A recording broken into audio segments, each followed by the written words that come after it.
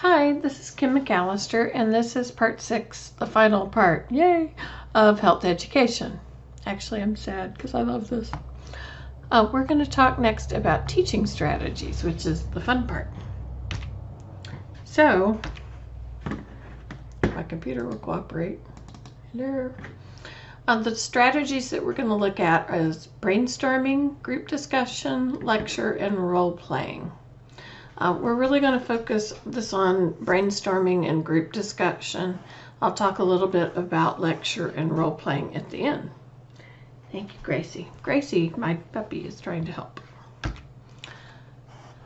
Brainstorming is a process. It has some structure, but it's also a lot of fun. It allows kind of from free flow thoughts of people, some spontaneity.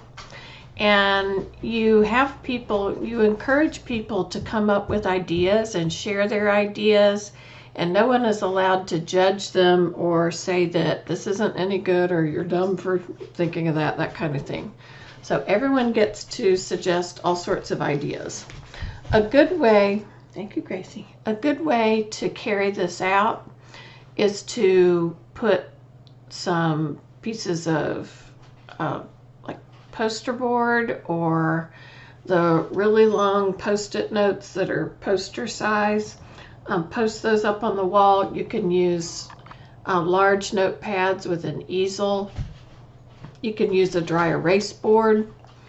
I've also given out post-it notes to people and had people write ideas for under different topics and then go post them on different pieces of poster board with different topics listed. Anyway, these are ways that you can carry it out. It's a very effective way to help learners channel their ideas and get ideas flowing. It's really good to do like before assignments or activities so that people get their creative juices flowing and kind of let go. We can tend to get kind of over-structured sometimes in our teaching and our learning, and this gives people an opportunity to explore and use their imagination. And you can get some really good ideas this way. So you do have some guidelines and some structure. You want to have a clearly defined problem that you want to be addressed, and you have to keep people focused because this is encouraging a lot of free-form and creative thought. People can start chasing rabbits and really going kind of into a direction that you don't want them to go. So if you're in charge of this group, you need to keep people focused on the idea. So you don't want to criticize other people or let other people take over or belittle other people. Everybody needs to feel open and able to contribute what they want to. You want people to be enthusiastic and energetic, and you want to get everyone who's there to contribute an idea. And for people who are shy, this can be kind of difficult. So that's where kind of the post-it strategy where they write their own thing down and then go and put it up may be helpful for them. I've also seen this work really well with putting the pieces of paper up on the walls and everybody going around and writing an idea down and then going back around a second time and writing something related to an idea somebody else posted.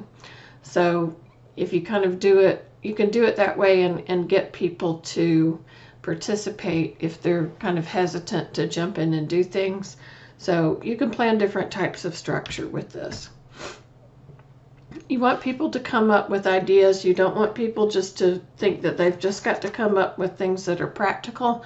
Sometimes the really wildly improbable ideas can either work or they can be modified so that they can work and they can end up being some of the better ideas. You don't want people to pursue one particular idea too long because the idea and the focus is to get as many ideas as possible. So if everybody likes this particular idea and then starts embellishing on that, then it may be limiting the scope of your brainstorming session. You want to have one person in charge of noting down ideas if you're not doing the idea of everybody writing stuff down. And then you need to have all of the information recorded. And it's helpful to have people from as many disciplines as possible. When you're working in community and public health, you're going to be working in interdisciplinary groups. So you might be the nurse, and you might be working with a social worker, and you might be working with the vector control people who come and spray for mosquitoes, and you might be working with food inspectors and just an epidemiologist and people from the lab. They're just all kinds of people that you'll be working with. And the more different types of people, the better your brainstorming is. Another strategy is through group discussion. This can be both oral and written exchanges of ideas and opinions. And you're doing this to really analyze and break down a problem and maybe find conclusions or solutions. So the nurse is a part of the group, and if the nurse is doing this particular group discussion for a health problem in the community, then there's some pre-planning on the part of the nurse. The nurse has to clearly identify the problem and decide what the guidelines and the structure are going to be for the group meeting. And you have to have a certain amount of control over the group so that somebody else in the group doesn't monopolize and take over. If you've ever been in a group where that happens, it's really annoying. So you want to be sure and have clear guidelines and expectations so that all the members in the group get to participate and not just somebody with a very strong personality who does not want to give the floor to the rest of the group. So the advantages with this is that it provides active engagement with content, cooperative learning. The people in the group will learn from each other, and it helps to facilitate comprehension and application because you're actively working and engaging with it. And you may be looking at a particular case study or a particular problem, and all of you come at it from different perspectives, and so you get a really neat look.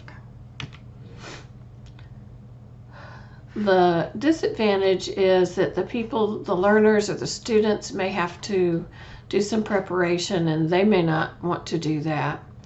Everybody that's participating in the group discussion has to have a basic knowledge of what they're talking about or some frame of reference. Otherwise, then their participation is not helpful. And you have to be careful that you don't just rely on group discussion and group participation in order to get your learning across, because some people may slip through the cracks. They may be in the group discussion but not really participating, and they still may not be getting what they need. So this is why it's important to use a variety of different teaching strategies when you're trying to do a program. Lecture, I put on here, this is what you've been listening to while in this room. Obviously, I've done this lecture face-to-face.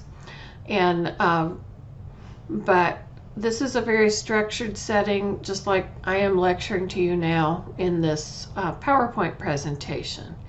And the instructor, the teacher, the professor, the nurse, educator, whoever is doing the lecture is providing this information and disseminating it. It can be very effective. The learner does not have to do a lot of preparation in advance. It's always good to read before you participate in something like that. But there will usually be visual aids and handouts and so forth that will help with learning. Role playing, and this is actually carrying out a role. You may have done this in simulation in nursing school, where you had to go in and take care of a simulated patient in a situation, and you had to figure out what to do. It could be something where you've got to figure out how to deal with a situation. If you've ever participated in a disaster exercise, you're pretending there's a big disaster that's going on, and you're trying to figure out how you're going to take care of all the patients, and it gives you an opportunity to practice so that when something actually happens, you can carry it out. And you have to remember in role play, you're not trying to show how well you can act or what a great actor you are, but the focus is on the interaction between the people. And usually you're given a scenario and then you're told to go forward. You're not given a script, so it's not like you're acting or carrying out a play or something like that. You're making this up as you go, and you're reacting and responding to a new situation that you weren't aware of. Role play helps with observational skills. It helps with decision-making skills. It does both of these by putting you in a situation that you were not expecting and giving you the opportunity to practice or rehearse different skills or different situations, so that then when you confront those situations, you can deal with them better.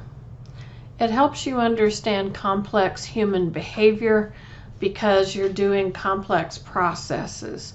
You're learning yourself, you're helping the learning of the other people participating in the role play with you. You're working in a situation that you weren't expecting to, and so you get a perspective from the other participants also, and seeing how they're reacting to the same situation where you are. It's a very effective method of teaching.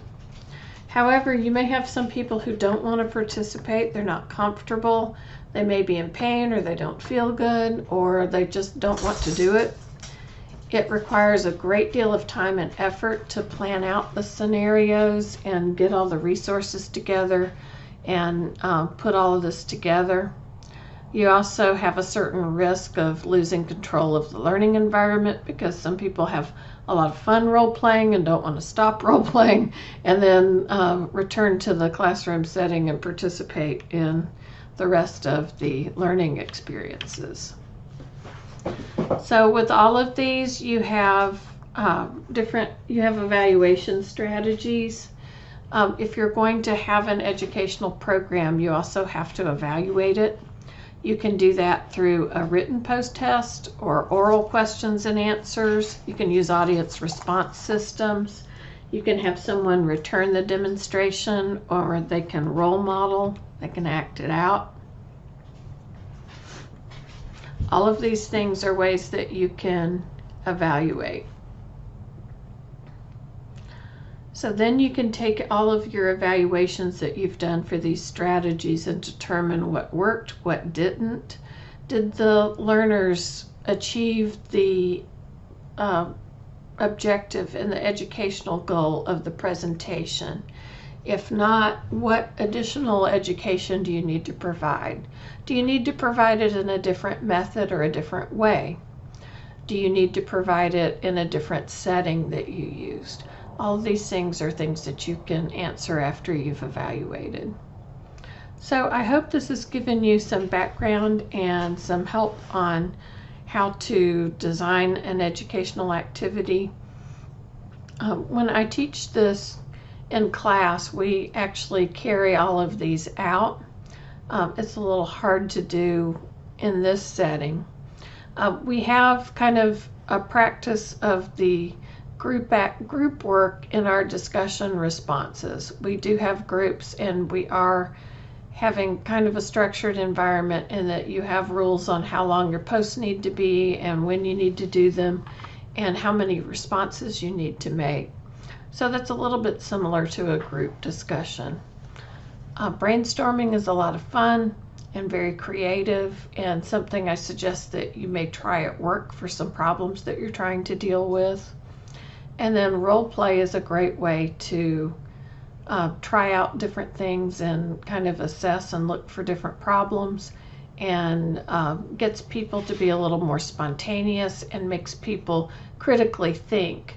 And when they critically think and go through these processes in this way, it also helps to put the information in a deeper level of storage in your brain so that you can remember it better and then actually employ it and use it the next time. Well, I hope you've enjoyed my presentation on health education. Thank you for listening.